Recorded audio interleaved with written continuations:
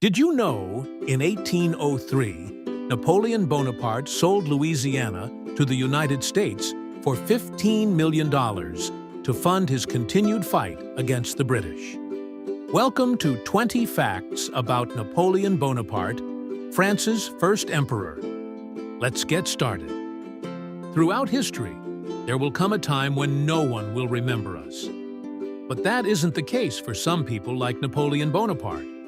He lived during the mid-1700s and early 1800s, yet millions of people still know him and the story of his life to this day. If you're looking to learn all there is to learn about Napoleon Bonaparte, you've come to the right place. Stick around as we've unearthed the most intriguing historical facts there are about France's first emperor. 1. Napoleon's ship, the Genereux, had a flag almost as big as a tennis court.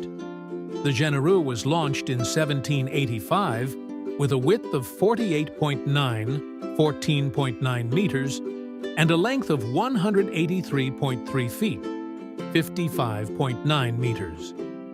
Just like the humongous ship, its battle flag was also enormous. No, really, it was an immense 52.5 feet, 16 meters wide, and 27.2 feet, 8.3 meters, tall. After fighting fiercely in the Battle of the Nile, just off of the coast of Egypt, the Genereux was captured in the Battle of the Malta Convoy in 1800. Its flag was taken by Admiral Lord Nelson's flag captain, Edward Berry, and sent to Norwich. 2. Napoleon crowned himself as the Emperor of France. Before becoming an emperor, though, Napoleon was the first consul of France. Napoleon gave himself the position in 1799, when he and his group overthrew the French Directory. Then, after fulfilling his role in the consulate, Napoleon appointed himself as the French emperor, which gave him more power in the country. Napoleon was granted the title of Emperor of France on May 18, 1804. But it wasn't until December 2, 1804, when he was coronated at Paris's Notre Dame Cathedral. 3. He became the King of Italy in 1805. The King of Italy was supposed to be Joseph Bonaparte, Napoleon's eldest brother. Joseph refused Napoleon's offer, though, because doing so would give up his right of succession to the French throne. As a result, Napoleon crowned himself as King of Italy on May 26, 1805, in Milan Cathedral, using the Iron Crown of Lombardy. 4. Napoleon started military studies at the age of 9. His first experience in school was when he was 9 years old, studying in a French sectarian school in autumn in January 1779. But in May of that same year, Napoleon transferred to Brienne-le-Château, a military school. Here, Napoleon studied for 5 years, from May 1779 to October 1784, and got his first true taste for military tactics. After completing his studies at Brienne-le-Château, Napoleon moved to Paris to study at the Military Academy. There he completed a 2-year course to become an artillery officer in just 1 year, becoming the Academy's first Corsican graduate. 5. Napoleon wasn't short at all. Napoleon was nicknamed Le Petit Caporal, the Little Corporal, by his enemies, and it was wildly rumored throughout his life that he was short. The funny thing, though, is that Napoleon was 5 feet 6 inches to 5 feet 7 inches, 167 to 173 centimeters tall. In the 19th century, the average height for a Frenchman was around 5 feet 2 inches to 5 feet 6 inches, 158 to 168 centimeters. So, really, he was at least average height, if a little on the tall side, for a Frenchman at least. Despite his accomplishments, and despite the fact that he wasn't even short, Napoleon will always be known by the masses as a short king. 6. His first wife's failure to give him an heir led to their separation. The young Napoleon met Joséphine de Beauharnais in 1795 when his mentor, Paul Barras, introduced them at a ball. 2 months later, the pair were married, but they had little time for married bliss. Napoleon spent the better part of their marriage off on military campaigns. Their marriage was rocky at best, with both taking on constant strings of lovers. Josephine's inability to have a child was the final straw, though, and the couple ultimately divorced on December 15, 1809. A year later, Napoleon married Marie-Louise of Austria. 1 year after that, Napoleon II was born. 7. Napoleon has his own trigonometry theorem. The Napoleon theorem tells us that when we make equilateral triangles on the sides of any triangle, each center of these equilateral triangles, also referred to as centroid, will then create another equilateral triangle. While the theory is often attributed to Napoleon, there's really no proof that Napoleon was responsible for it. 8. His son passed away at an early age. On March 20, 1811, Napoleon's second wife gave birth to Napoleon François Joseph Charles Bonaparte, Napoleon II. Napoleon II was only 21 when he met his end due to tuberculosis, explaining why he wasn't able to live up to his father's achievements. He never got the chance to rule France, but he did become the King of Rome after his birth and the country's titular leader for a brief time in 1814. 9. Napoleon Crossing the Alps is the most famous painting of Napoleon. This masterpiece was painted at the beginning of the 19th century by Jacques-Louis David, who painted many important figures during this era. The painting captures Napoleon in the middle of his famed march over the Alps into Italy, one of the most daring military plans of the era. Other examples of his works showcasing France's first emperor are the Emperor Napoleon in his study at the Tuileries and the distribution of the Eagle Standards. 10. He experienced his first military defeat in 1796. The Second Battle of Bassano took place on November 6, 1796, following Napoleon's earlier victory in the first battle 2 months prior. Its outcome wasn't in France's favor, though, as France lost approximately 3,000 soldiers compared to Austria's 2,823 casualties. A week later, Napoleon faced another setback in the Battle of Caldiero, 1,796, signaling a turning point in his fortune. 11th. French wasn't his mother tongue. Napoleon was born in Corsica, a small French island in the Mediterranean, on August 15, 1769, making his first language Corsican. He only learned French when he was 10 years old, and while Napoleon became fluent, he had an unusual accent when speaking French that led to a lot of bullying at school. Throughout his life, he spoke 4 languages: Corsican, French, Italian, and a little bit of English.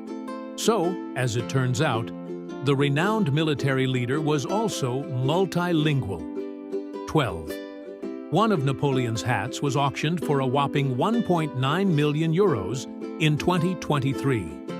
The hat was sold to an anonymous buyer at the Ocenat auction house in Fontainebleau, Paris.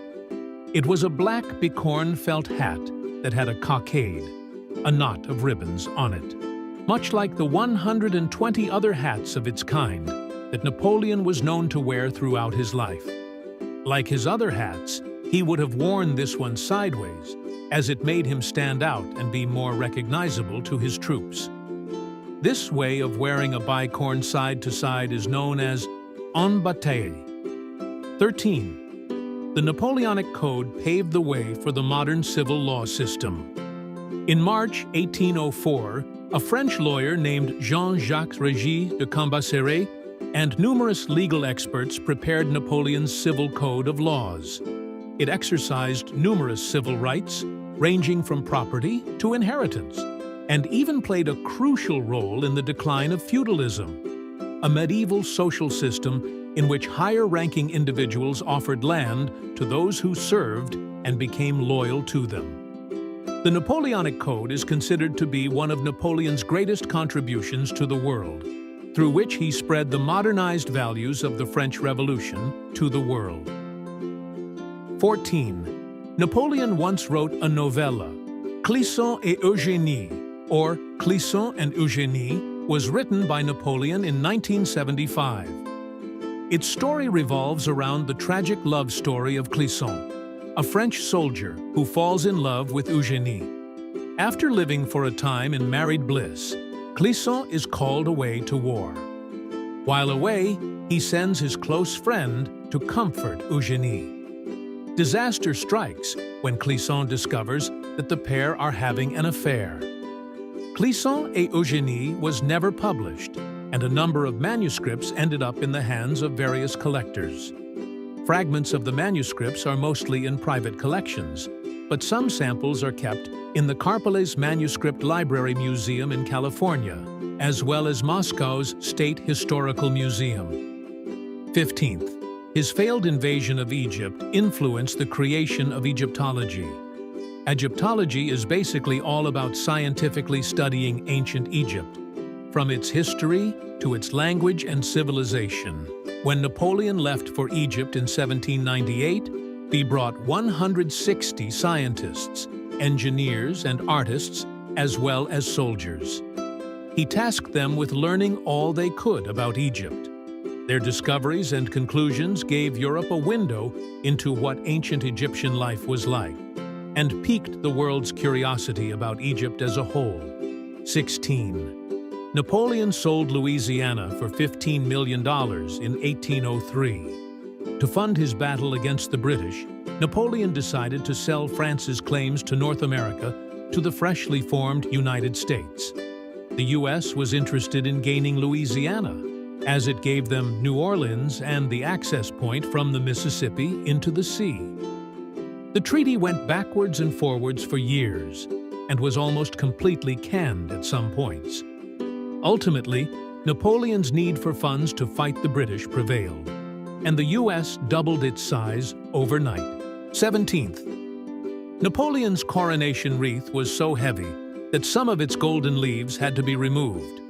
The crown had a total of 56 golden leaves, 44 of which were large and weighed 0.35 ounces, 10 grams each. It was made by artist Martin-Guillaume Bayennet, who then removed 6 large gold leaves to make the crown lighter. Out of the 6 golden leaves, though, only 2 have been found. One was auctioned for a whopping 625,000 euros, around $730,000, in 2017. Oh, and yes, it's the crown in Jacques-Louis David's famous painting, The Coronation of Napoleon. 18. Napoleon created the highest French Order of Merit in 1802. The award is called the Legion of Honor, which can be given to deserving French nationals or foreigners who served France in a major way, whether in the military or through public service. Now, when it comes to receiving the award, a person has to be nominated by someone who has already received the prestigious award. Also, this award can be taken away from someone if that person commits a crime or does something that doesn't align with the values of France. 19. He was exiled twice. Napoleon's first exile came as a result of the Treaty of Fontainebleau, which saw him abdicate the French and Italian thrones. He kept the title of emperor, though, and was exiled to the Mediterranean island of Elba in April 1814. But in February 1815, Napoleon decided to leave Elba in hopes of reclaiming power in France. He reclaimed Paris and ruled again for just 100 days.